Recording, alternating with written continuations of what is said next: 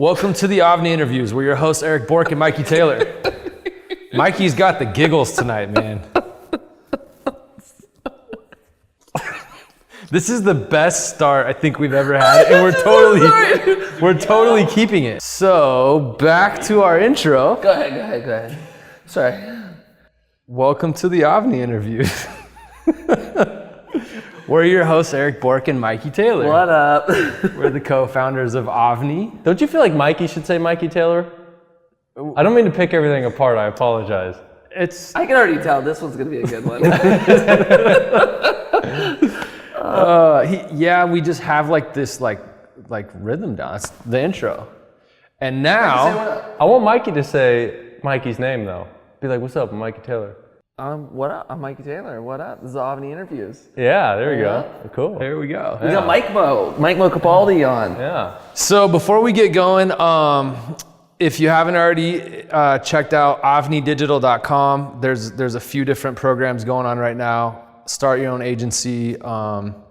This is gonna be coming out after Mindshare Collective probably. So avnidigital.com to see the programs we're offering right now. And today's guest is Mo Capaldi. I feel like I've been like chasing down a hot girl that doesn't want to talk to me, trying to get Mo on the show.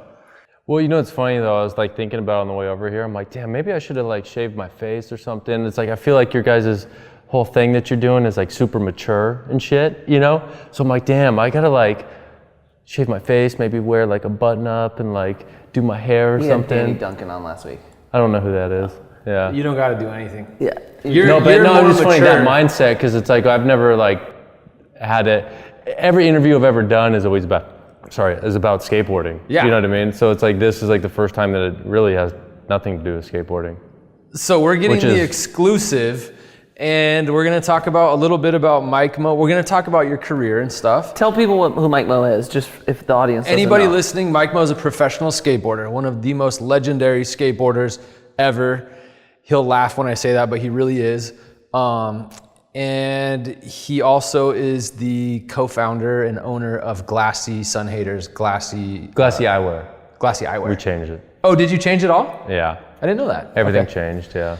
So Glassy Eyewear. Yeah. Mo, thanks for coming on, man. Let's start by talking about your lifestyle now is very different than it was. Like, I don't know, how long has it been? It was like 4 years ago. Yeah, 4 years. 4 years. And then we got an intro too. Mo you got injured. Tell us about the injury. Like, we want to talk business, but tell us about the injury. Mo is at the peak of his career, skating better than you ever had, and what happened? Well, yeah, it was me and you were skating every single day right before I got hurt. We were rooming together when I got hurt at Woodward. Mm-hmm. Yeah, and it was actually, we went to Woodward August 20th. Your wife's birthday is what, August 13th? Yeah. I always think about that because I remember we were supposed to go to Woodward that week. Yeah.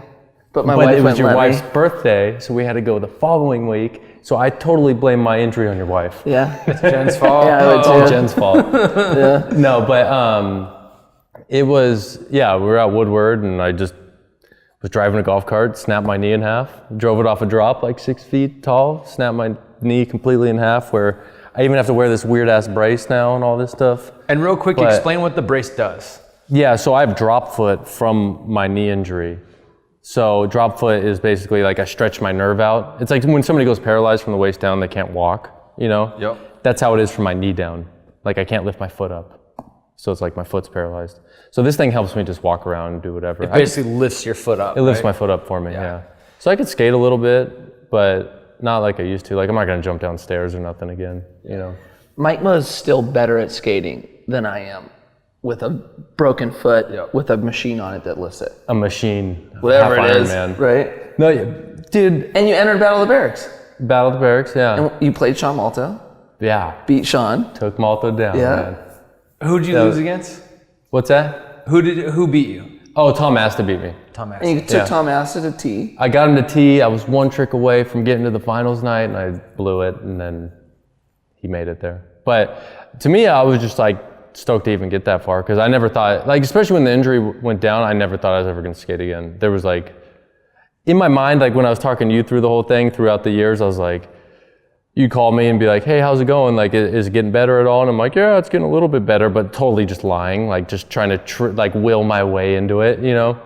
Because it's like with a nerve injury, you basically can't do anything for it. It's like it either heals or it doesn't. You can't like, say if you tear like a ligament or a tendon or something like that, you can do the rehab, you could do the work to get it better, and doctors are good enough at actually like repairing that stuff now, but nerves, they still don't understand good enough. So it's just, it kind of is what it is. It either heals or it doesn't. And mine just kind of didn't. But as far as the knee goes, I ripped the knee in half. I did ACL, LCL, PCL, MCL. I tore an artery, so I had to get artery surgery. I tore the tendon that connects to this bone right here, snapped it, wrapped up into my leg. I broke the bone. So I had like a 9-in-1 injury, and the knee completely healed perfect. Like it's 100% perfect. And if it wasn't for my ankle, I'd probably be skating, I think I'd like to think I would be skating how I used to. Yeah. So the knee healed up, and it's just it's the drop foot. It's the, So I want to talk about skating in the beginning, because we're gonna do this interview a little bit different, and we're gonna talk about business and what you're doing now. But tell us about girl skateboards and being a pro skateboarder. Yesterday, you told me a story of like you kind of realized you weren't gonna skate at the same level, and what'd you do? Well, yeah. So it was like 3 years into my injury. So it was basically like a full year from right now. I guess it's been like 4.5 years, but whatever. But yeah, I went down a girl, I called a meeting with them, and I was like basically just telling them like, hey dudes, like I'm not gonna skate again. So I'm like, we should probably just do like one last board and just do a retirement board and just, that's it. Like I don't wanna be that type of dude that sits there and milks it and just tries to like suck an extra paycheck out of you guys for however many years and not really skate or do anything, especially when I know I'm not gonna skate. Like I don't wanna be that guy. So I basically just told them exactly how I just told you guys. Yeah. And they were like, you know, no, we want you to have a board forever. Like we don't see you as being one of those dudes that don't have a board on girl. And I was like, all right, cool. But like to me, it's like I had my mind so set on not having a board when I drove down there. I was like so like caught off guard by that. But I was also very like appreciative towards the fact that they even said that. Yeah. And I was like, well, I can't like deny that offer. It would be disrespectful of me, right? Yeah. Yeah. So that's why I pretty much still have a board now. Yeah. Love it, dude. Love it. And to me, it makes sense. Like when you told me the story, I think you should have a board, and I think that like your style of skating, it's like people still just get happy to watch you skate flat. Like I think so. Well, actually, I know that. So, okay, with that said, let's rewind a little bit before that, and let's talk about starting Glassy Eyewear. Yeah, so we started Glassy in 2011. We actually started. I remember I got the phone call from you. It's a big reason why St. Archer's here. No, it wasn't a phone call. Yes, it was. No, it wasn't. I know for a fact it was. No, it wasn't. Tell me. You're talking about the first time where you came up with the idea, sun heaters in your kitchen. No. Not even that. Keep going. We were at Bellwood, the spot in Simi, you know, the two banks. You do a flat ground trick, and long 9 stair. Yeah. We were at that spot. Me and Vince were kind of hungover, and we're sitting in the shade. Was I with you? Yeah, you were there, and Vince had sunglasses on. I don't even remember what they were, just like some generic sunglasses. And he's like, if I had a sunglass company, I'd call it Glassy. And I was like, okay, let's do it. Like it was like very like stupid like that, you know. And we basically started Glassy for the name, not the sunglasses, which is strange. We had it kind of opposite. Vince just liked how they both sounded together. So whatever, I walked up to you, you were like about to jump down the 9 stair, and I walked up to you, I'm like, Mikey, we're gonna start a sunglass company, you wanna do this? And you're like, no. Did I really? Yeah, you're like, no, I don't. Really? Yeah. Holy shit. And then me and Vince were like, fuck it, we'll do it. So we went home later that night and we Googled and just researched. What did you call me about then? Maybe like when we got home, we actually like thought about it. Yeah. And like kind of made it into like or started making a real thing. Then we asked you if you wanted to be a part of it, and you still were like, no. Hey, he did the same shit to me though. Who, I did? Yeah, kind of. He was starting a backpack company, and it was when you guys were starting Bravo, and I had just like got fired from OGO, a backpack company, and you're like, I'm doing a backpack company, and I was like, I want to do it. You're like, no. Really? Yeah. Damn. Just hating on everything. Cold hard Mikey. Block that out of my mind. And that was pre-iPhone, dude. You were just like. Was that pre-iPhone? No, that wasn't pre-iPhone. No, there was still iPhone, but like pre-social media. But yeah, like not how it is today. Yeah, obviously. Interesting. But, yeah, you were just no. So the first. Hey, go ahead. So let's get off this. Well, let's get off this. So the first part of it, of Glassy, I remember I'd come over to the house and you guys would have Glassy at home. And how long? Because you were professionally skateboarding for the first how many years of Glassy? Yeah, well, I got hurt in 2014, so it's like 3 years, which sounds so young actually now that I think about it. But yeah. So you were out skateboarding every day, and really Vince was kind of the one like running the day to day and Vince figuring out. Me and Vince were like, I was really involved for like probably the first 6 months of just like, we should do this, whatever. And me and Vince would work on everything together. But then obviously I was skateboarding too. So it's like you got to fully put your concentration into one thing or the other. It's hard to like, imagine skating all day and then going and trying to run a company too. It would be extremely hard. Totally. That's why I saw your Instagram post today and you're like, I'm going to skate once a week. It's like, you can't do both. No, you can't. All day. No, it's literally impossible. So, but when I got hurt in 2014, I probably still really wasn't involved in Glassy until about 2016, because those 2 years was me just trying to get healthy and like I was just worried about that stuff. I wasn't really thinking about what Glassy was doing and all that. But Vince for the first 5 years was just all him.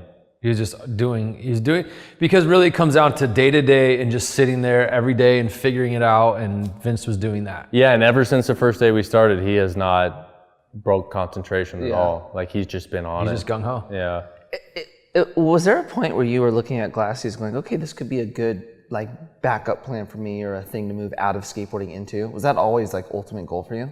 Because your injury was a surprise. You weren't expecting for sure, yeah. Not really. I wouldn't say it was like that. It was just like, I feel like part of skate culture is to like start companies, right? Mm-hmm. Yeah. And what we did was we saw that there wasn't a price point sunglass brand in skateboarding. So we're like, okay, well, let's do it. We got all the friends for it, and we know everyone, we could figure out how to do it. So that's what we ended up doing. But what'd you say? I'm off track. I was basically saying, was there was it a backup? Yeah. Did you know? No. Well, especially because I got hurt when I was 24. So it's like, yeah, you were. No, I know. We talked about this too. Your career ending was a lot, even though yours and mine happened relatively at the same time. Yeah. It was a lot different because I was towards the end of mine, where you were in the prime of yours. Because how old are you? 36 now. It happened at 34 for me. Well, luckily you started. Right, so I was starting to get towards the end of mine, right? Where like it was naturally, I was already having to start thinking about what was going to happen after. Dude, at 24, I wasn't thinking about this at 24. I was thinking about getting tricks and filming video parts. That's what my mindset was at. Well, too. not only that, at the time, you had just signed a big contract with DC. And so it was like just rising. Like the career was going up. That DC contract was, actually when I got hurt, it was at the end of that contract, which wasn't good. Yeah. Not good for negotiation on that one.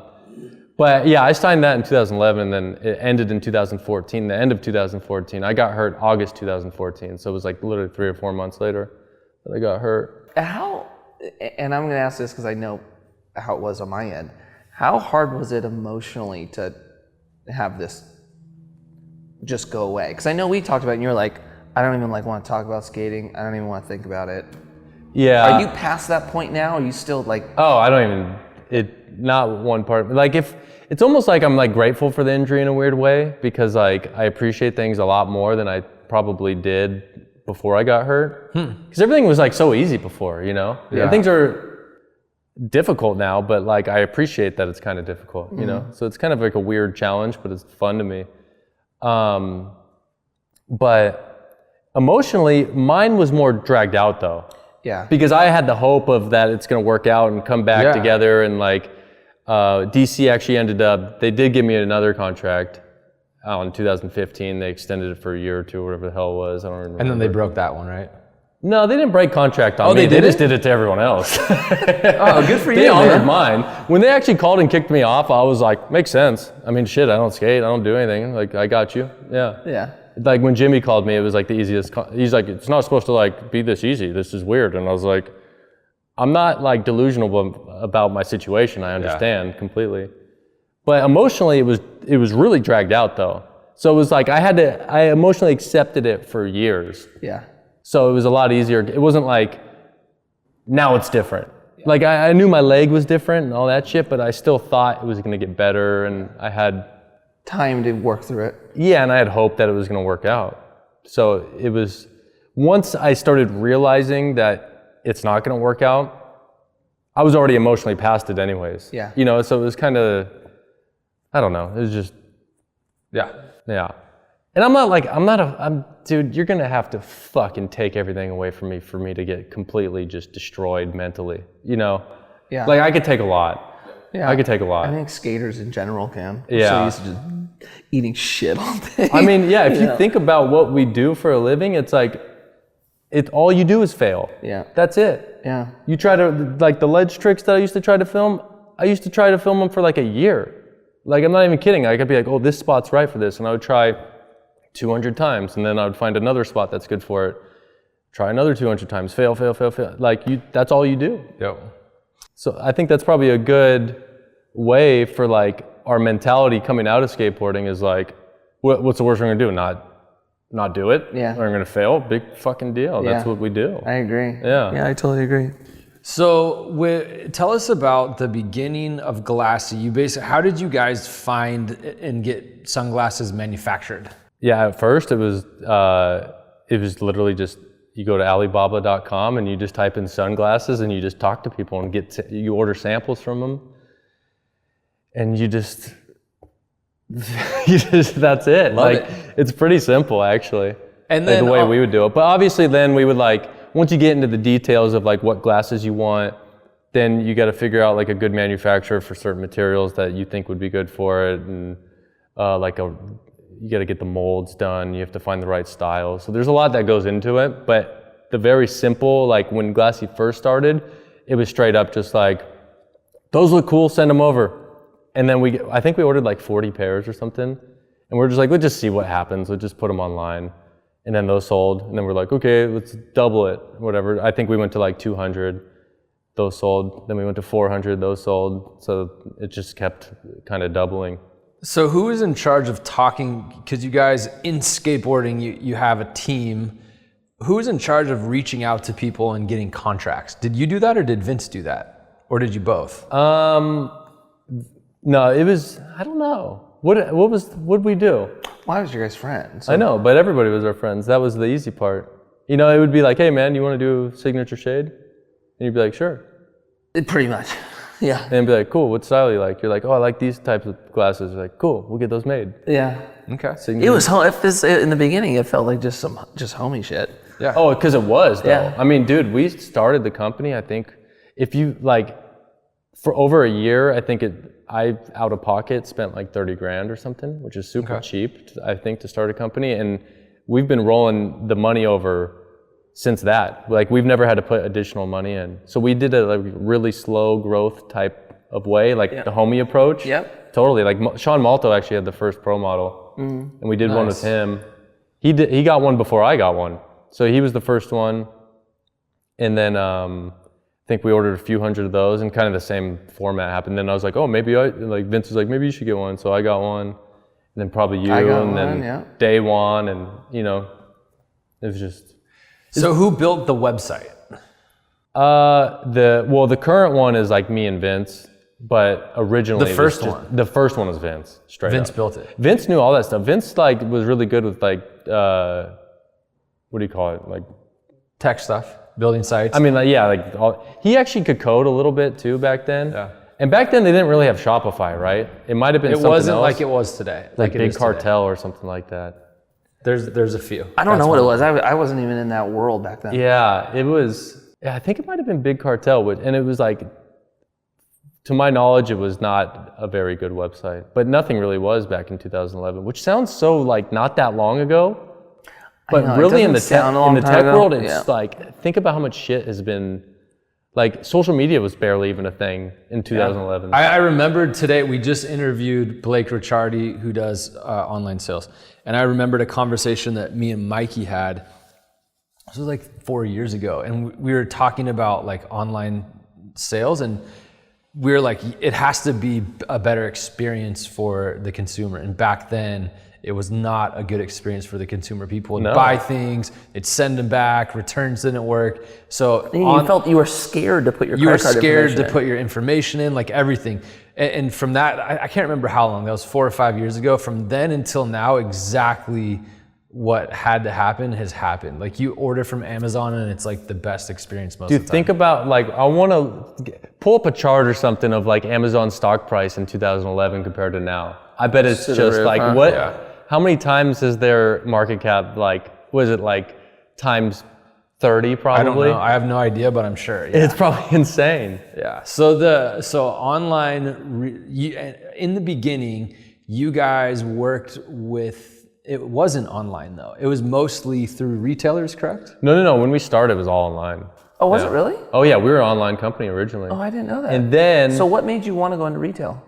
Well, just because that's just like what everyone did. So it was just like, that felt normal. And especially the buying experience online, exactly what you're saying was, it wasn't like now looking at it from 2018, you go, shit, we should have been doing exactly what we're doing right now 7 years ago. Yeah. But it just like, at the time it was just different, you know? So, but we started online, we sold a few hundred pairs online, then we used that money to basically buy more inventory and then start selling to skate shops. So then we hired reps and all that stuff. So you guys went out and hired a sales force.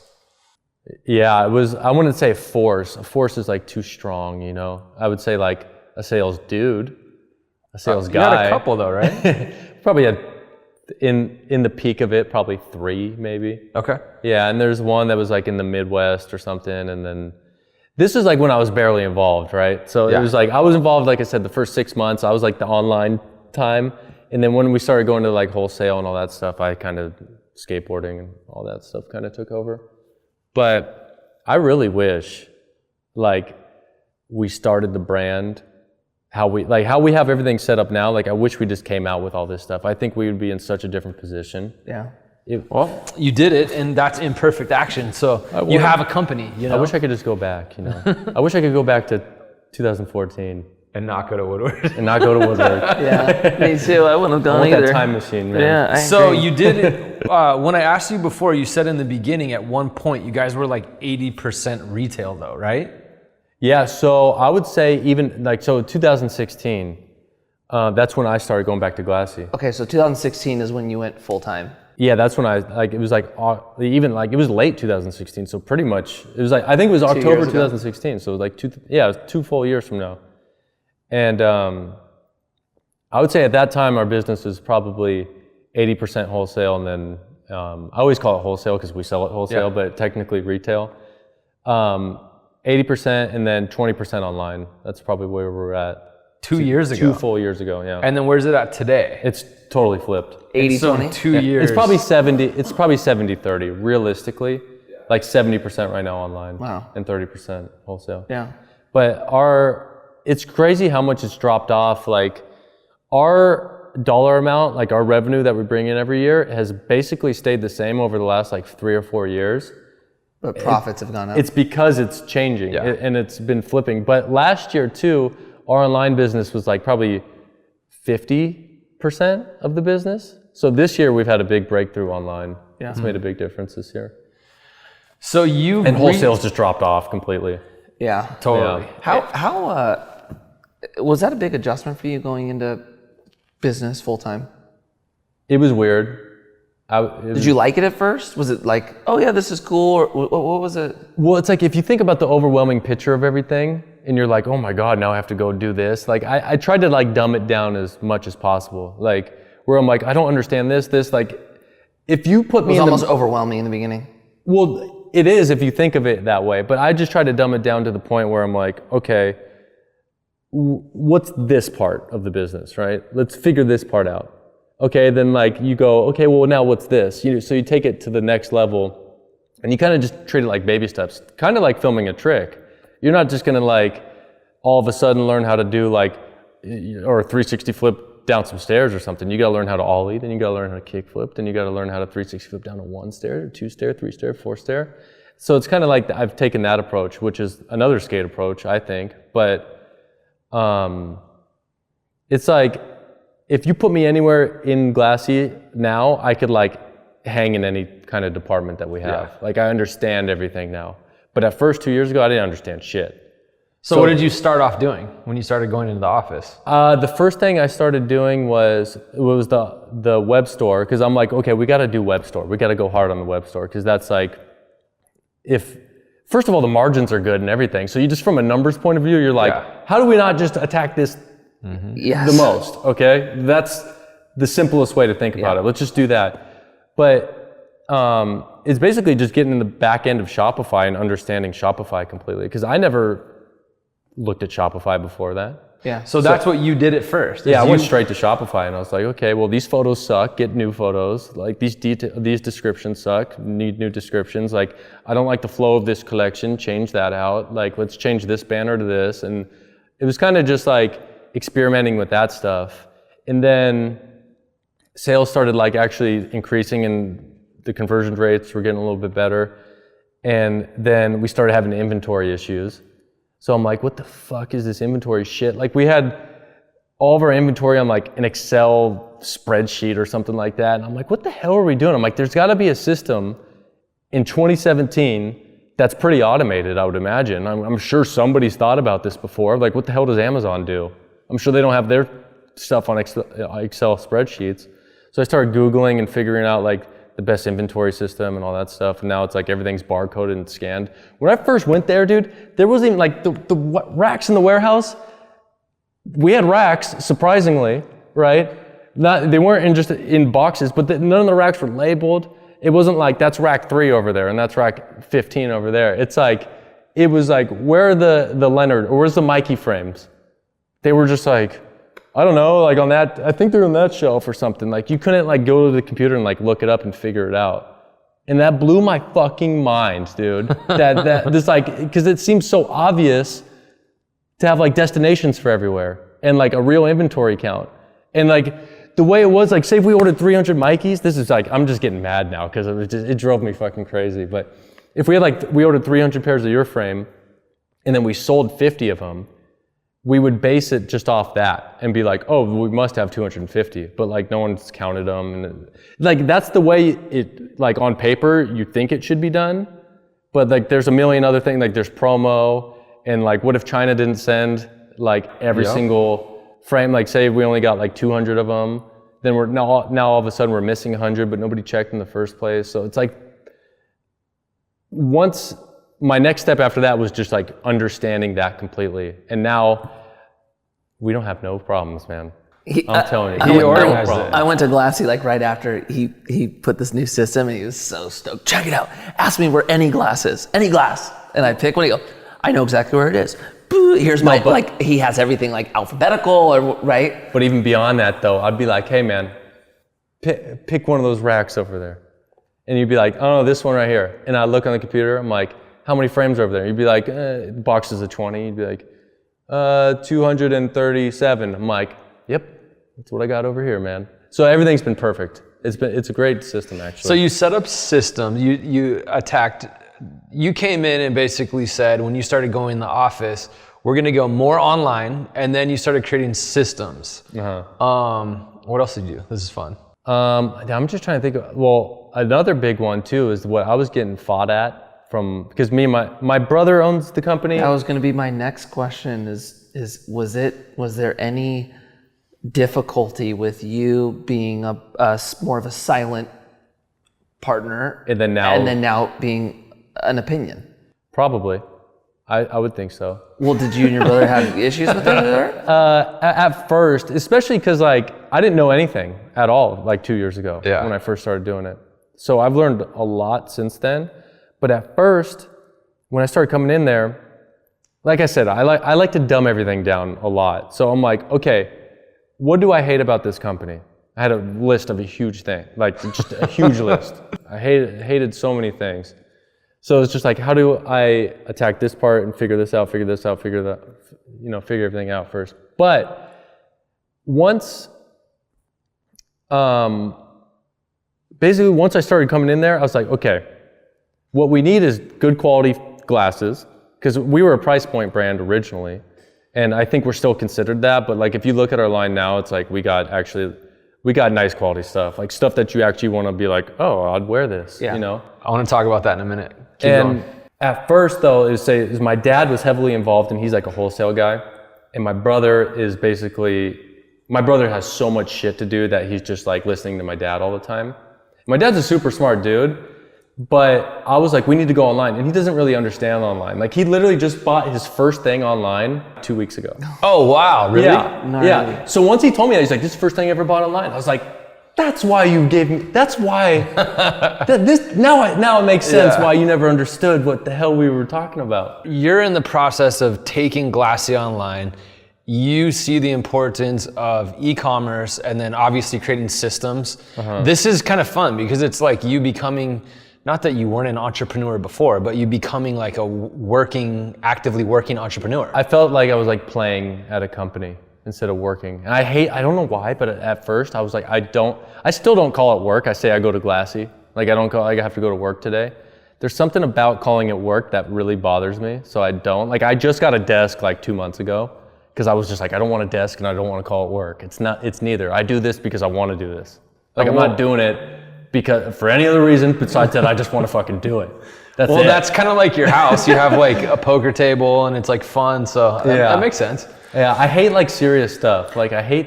Well, I think it's the skate brain having to trick ourselves into doing things, right? We're scared of doing this trick. I'll trick myself into like doing it so I don't get hurt. It's like, I don't want to work. I'll trick myself into doing it. It's like all mental trick. It really is. I mean, like skating was work, but you're like, it's not work. Yeah. No, so skating, it's probably that again. Skating for sure. Yeah. So what came next after that? Those were the first two things you did. And then I want to talk about creating more expensive products. Well, yeah, the products part of it, to me, let's talk about it right now then. Was the biggest fight I think I had to deal with, because my dad is such a numbers dude, and he sees. And just stop you. Basically, the whole Capaldi family works for Glassy now, right? Yeah, my dad doesn't really that much anymore. Oh, he does. Like he does a lot of real estate stuff, and that's what he originally did. But he would help with Glassy a lot because it was just undermanned pretty much. And since I came back, and everything that we've implemented since I've been there is really just taken a lot off his plate. So now he could concentrate on real estate and all that stuff. And he's actually doing really good with it now. So I think it's helped him a lot just to have the time. He's not just sitting there doing Glassy stuff all the time, because he didn't want the company to do bad at all. Like he was basically just doing it for free. Like he didn't really work for us, but he actually owns 10% of the company. That's what we ended up giving him, which like is whatever. But I forgot what the fuck I was gonna say. More expensive products with that. I'm done. He just leaves. I saw your face freeze. I was like, I wonder if he forgot. Yeah. No, because I can veer off because there's so many damn things I could say. No, I know what I want to talk about. So, and this is me and Mikey. The biggest thing go ahead. Me and Mikey had a debate at one point about like how difficult it is to take something that is known as like the price point and start selling premium for that. It's very difficult. It's hard to just change anything. It's hard to It's so much easier when it's a blank canvas. And people are used to paying more, or they're used to paying less. So when you go to charge more, it's not usually a part of the brand, but you guys are successfully doing that, no? Yeah, it's working. So how did you do our that? online sales have like transitioned from like, I'd say 80% of it is like the premium stuff now. So it's like all premium stuff. Even our average order last year was $32. Our average order this year is like $57.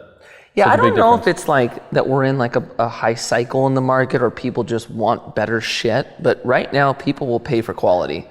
Well, I feel like with sunglasses, that's very common. I think it's with everything.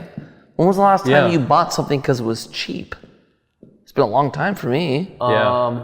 you buy something now because like you want it to be quality and good. And I'm just saying, I don't know if that's the market or the time, but I feel like that's how what many it is shitty right things have you bought and you're like, you know what, I'm just gonna spend a little extra now. That you was know I'm better there, now. dude. I'm totally You're just like, there. I'm just gonna spend that little extra. I mean, I'm even gonna on get the better food, thing. man, people aren't buying shitty, at least in California, no one's buying like fast food or like cheap food anymore. Yeah, food's so expensive. How much paying are for these quality. microphones that we're wearing?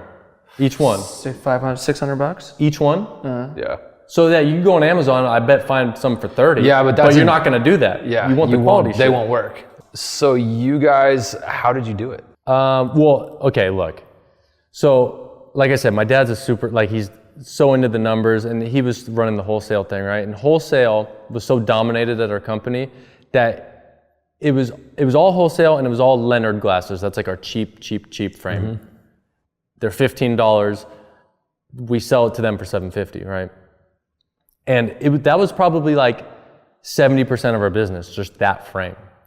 So to wrap my dad's mind around doing premium quality stuff, and the shops don't buy that stuff, like they won't buy quality stuff from us. Like they still don't right now. But even though 80% of our online sales is all quality stuff, they don't care. They just want the cheap stuff because they want the impulse buy. You want to walk in the store, you're already buying a board or something, and then you get the rack on the counter. They're like, oh, okay, $15 extra, whatever. You know, that's what they're going for. So, I think the way we've done it is just, well, first of all, we do prescription now, and prescription is it's $90 to buy them, right? So that's going to spike up that average order price easily. But I'm kind of bouncing around right now, sorry. But there's so many things because it's just like, it's hard to like put together too of like when things have happened. But to be honest, just to kind of, I think, reinforce what you said, I think it would be a lot harder to say, here's $30 shades, $30 shades, $30 shades, and here's some better shades that are $200. That would be a lot harder than saying, here's prescription and people, you know, you can. And I felt like you kind of dripped it. Uh-huh. Like to me, watching it, it was like your stuff started getting a little nicer, Yeah. a little more expensive, and a little nicer, Yeah. a little more expensive. It wasn't just like, there you go, premium line. At least is what it seemed like. Yeah, it was a slow introduction, you're right. And then That's even the kinda how we did brand it. identity, I feel like the brand became more elevated, and it was a very natural kind of evolution of it. You could kind of see, for the last 2 years, like internally and outside, it's just slowly changed completely. And I just found out about Glassy Eyewear today, but Glassy Sun Haters does seem very like kind of like bright and kind of, I don't know, like playful. It seems like two hungover kids at a skate spot came up with this name. That's exactly what it sounds like. So Glassy Eyewear. I'm happy we portrayed that. That's So what it was. you introduced products that there was the market would validate. There's a reason to pay more for. Well, also too though, like our premium line is still cheap, right? It's $40. That's it. That's all of our premium glasses are $40. It's like what I was saying when I was arguing with my family about this. I'm like, we need a premium line. Seriously, like we got to do like quality stuff because first of all, every company that ever goes out of business, every company that is ever really successful, they're never a price point brand. It's always like the quality brands. Like, say you got Oakley, right? They're not no price point brand, or you got Warby Parker or Tesla. It's all like the big successful companies are like the ones that are like selling premium, nice products where they retain customers and people want to come back and spend the money to buy more stuff. Very true. And I'm like, with our glasses right now,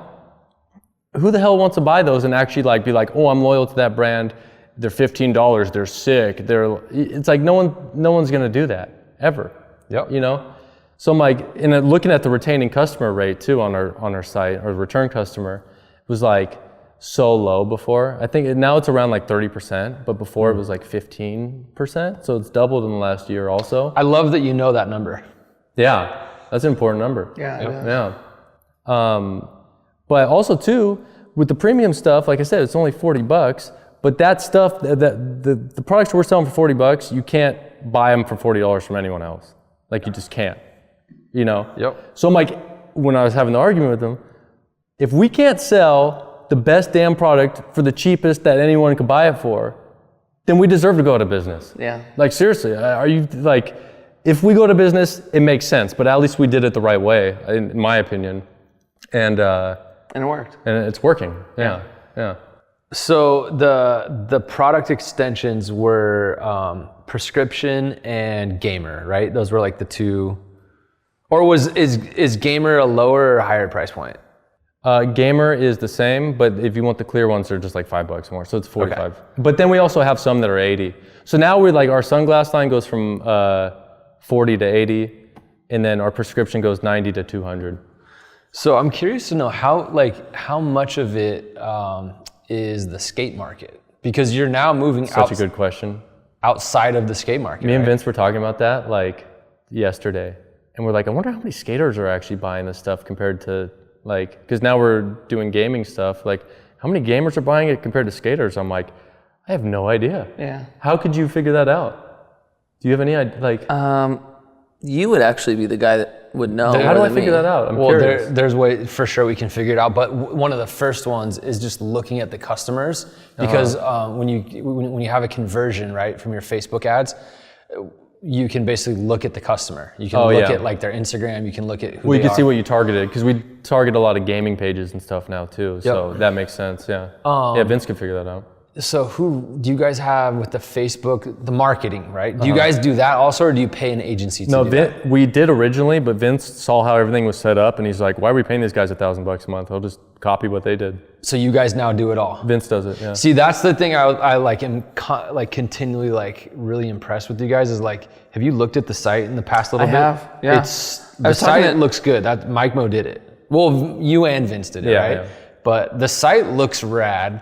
All the product shots and everything look really good. It's definitely looking way more sophisticated. I just think you and Vince are a much stronger team than just Vince or just you, right? Like that's what it is. It's not, and it's. I don't think it's like looking at it. It's not like, oh, this brand's awesome because Mike Mo's here now. It's not. It's just I think you guys complement each other well, and me and Vince you guys work good together. Yeah, you do, and you could see it on the brand. Like you could definitely see it since you've gotten there.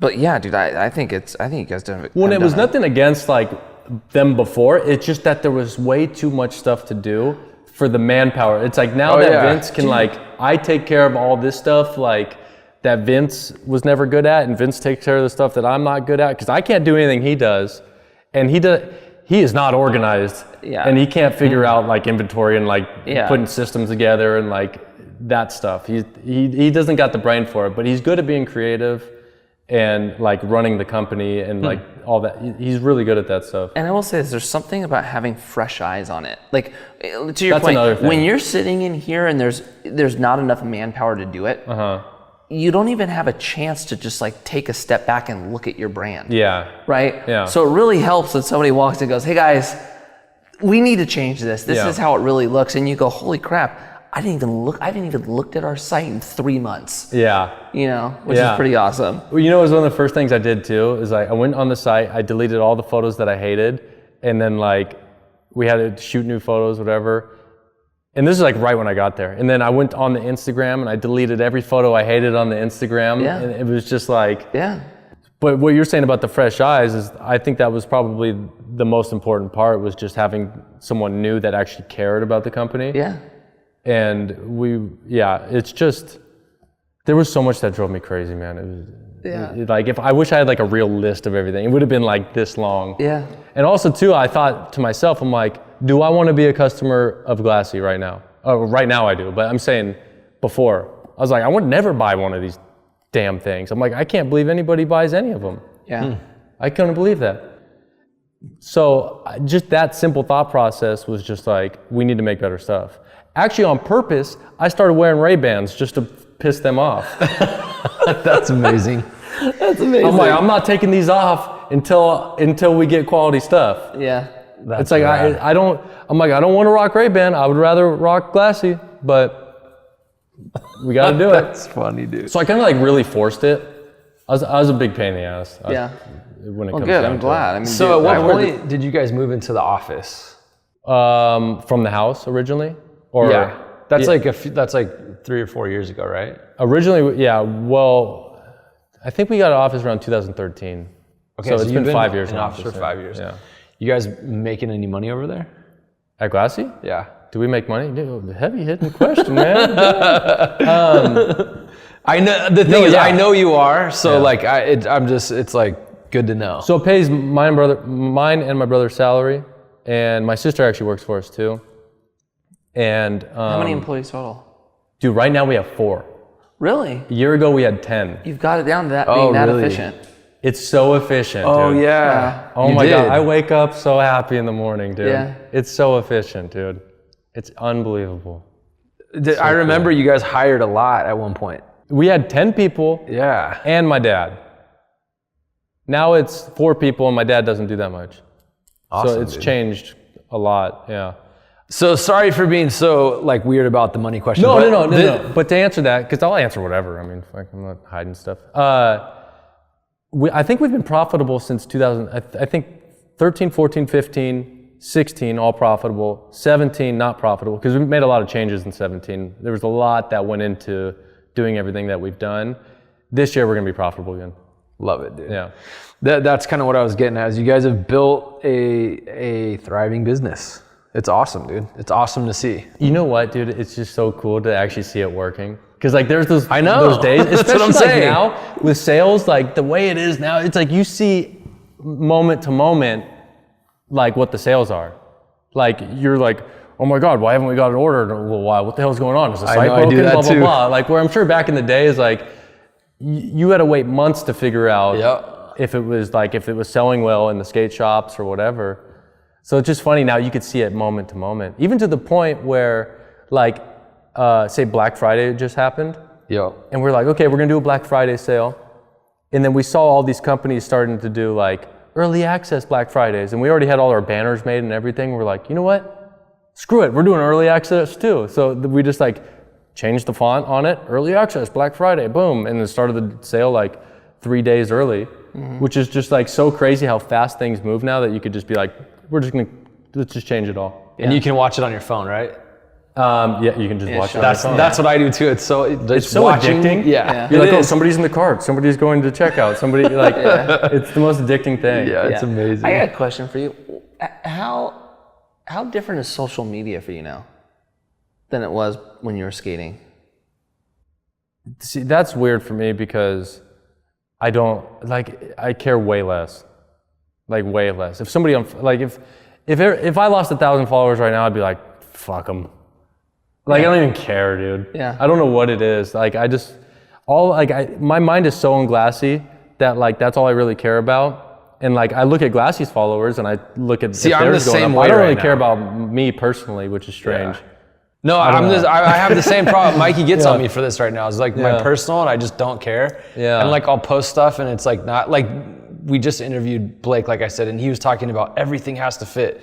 I'll post like myself boxing, and I'll lose like 25 followers. Yeah. But with AVNI, I like really care. obsess it, yeah. And I don't want it to like we kind of just redid our whole look like the past couple weeks, like having the podcast here and making it look more premium. Yeah. So.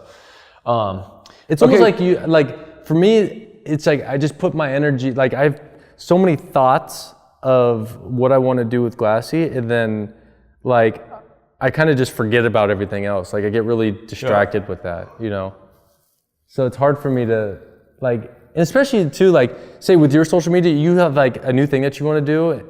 And for me, I'm like, well, I don't really skate, and that's like what my social media was. And I'm like, what else am I gonna do? Like, here's me like working on Shopify. Cool.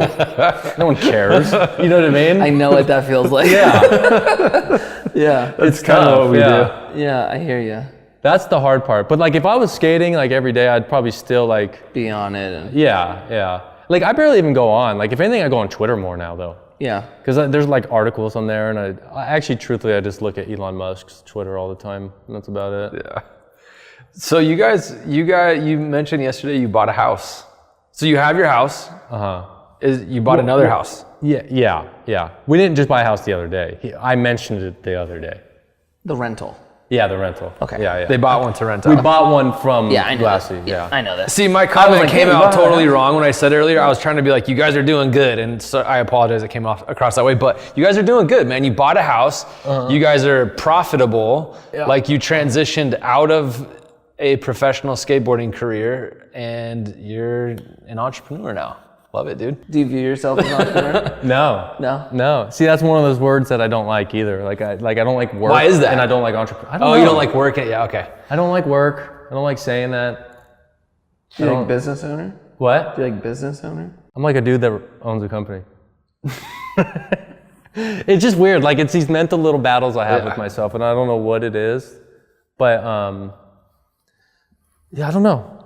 It's really weird. I don't know why I think that way. So what with Glassy? What's the future looking like? Like where are you going? Dude, my legs are just killing me, man. Oh. Yeah, just up. There we go. Kick your leg up. I like this position right here. That hip won't do that for me. With this?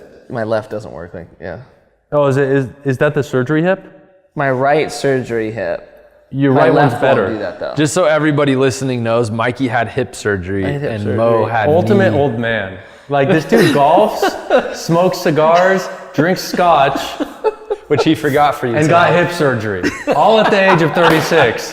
He got hip surgery. 34. Yeah. I thought you said you were 36 earlier. I am, but I had surgery at 34. Oh, okay, yeah. And I did all those things at 34. Yeah, okay, at 34. Yeah. So, dude, tell us about Glassy, like moving forward. What's the game plan? And anything you can share. We are. See, this is why. Remember at the beginning of this interview, you were like, "It's like I've been chasing you down." And We tried to get Mike on here since we launched it. We Yeah. wanted him to be the original 5. Yeah, but the reason I didn't want to do that was because of the home try-on thing that we're doing. Oh, that's right. Yeah. Tell us about that. Wait on, do you guys have a subscription service as well? No, not subscription. Okay. I don't think it really makes sense for glasses to do subscription. Yeah. Well, I think he's referring to the home try-on, though, right? No, I wasn't. I Okay. just wanted to know if you had something separate as a subscription model. No, I've like been reaching for that and like trying to like stretch it and make it make sense, but I just don't think it does. Unless I don't think it. Like, why would you need more than like? To tell you the truth, I think like the idea of a subscription model sounds so amazing. Yeah. That we all want one. Yeah. But I think certain products work and certain don't. Like it's got to be a disposable product. Razor blades or disposable. shaving, Yeah. incredible. Yep. Yeah. Right? Contacts, incredible. Stuff Disposable. like that, condoms, incredible. You know what though? We're an eyewear company, man. I can see. Like you should do contacts. We should do contacts. You should do contacts. I was thinking about that yesterday. Subscription that, kick me 5%. No, that's what I'm saying. That's it. There we go. Okay, we're on There this. it yeah. is. Look, I'm back in the company. Just like that. You're back, 5 years dude. go by, wiggle my way Oh my back in. God. Do you want 10% of the I company? love 10%, thank you. So No, for real, you should do that. I've been thinking about it actually. Yeah. Well, like seriously, 2 days ago I thought about it. That's a great So we'll idea. see. yeah, what I happens. think that's a great idea. So the home try-on kit. Yeah, so the home try-on's like the new thing, and that's why I've been delaying it because we started working on it, I think in March or something like that, and there's a lot that goes into it because the home try-on program, you could pick 5 pairs and then get them sent to your house for free.